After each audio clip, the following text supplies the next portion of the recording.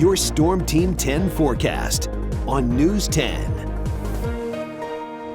We've had some light snow showers in southern parts of the Wabash Valley today, but most of us have just been stuck under some cloud cover. As we look at the Storm Team 10 storm track, you can see that activity down in the far southeast part of the News 10 viewing area. Just some light snow showers maybe in southern Lawrence County, Indiana, and southern Martin County. And that's part of a larger storm system that, for the most part, missed a good part of the News 10 viewing area. You can see all the rain across the south and then snow showers out across the mid-Atlantic, including over the D.C. area. Our next storm system that we're watching is starting to develop out across the Great Plains, and that moisture is going to move its way as it gets into the Wabash Valley tomorrow, giving all of us a better chance to see some precipitation.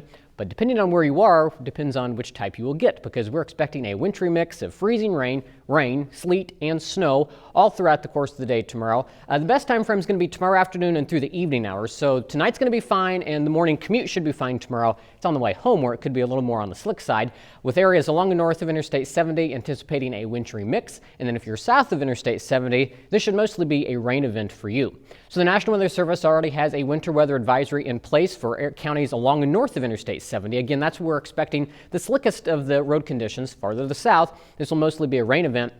For our Illinois counties, this takes effect at 6 o'clock Central Time tomorrow, and then it'll take effect at 1 o'clock tomorrow afternoon for those of you in Indiana. Now, as we look at what we're expecting with this system, along the north of the interstate, we're going to be keeping an eye on the potential for some ice, where we could see up to 0.2 of an inch of ice. That doesn't sound like a lot, but any amount of ice can create slick travel very quickly. So again, it's right along the interstate in the north is where we see the best chance to see some of that ice accumulation. Sleet and snow looks to be fairly light with less than an inch of that. So I really don't think we're going to see much snow out of this system. The better chance for that's going to be to the northwest, where there's going to be colder air in place, and then down to the south, maybe a glaze of ice at times, but for the most part, it should just be rain, where we're talking a quarter to a half inch of rain by the time this system moves out tomorrow night.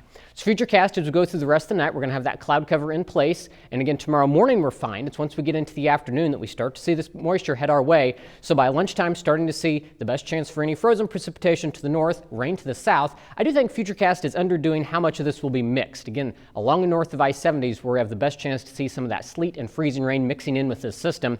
We get into tomorrow evening, it's still going to be around. And as we get into tomorrow night, that's when the moisture finally starts to move out. But then we're going to see colder air come in behind that. So anything that's melted could refreeze, because we're expecting temperatures tomorrow night to drop into the lower 20s. And eventually we'll see some sunshine come in here on Thursday, but it's still going to be a cold day with highs only making it into the mid 20s.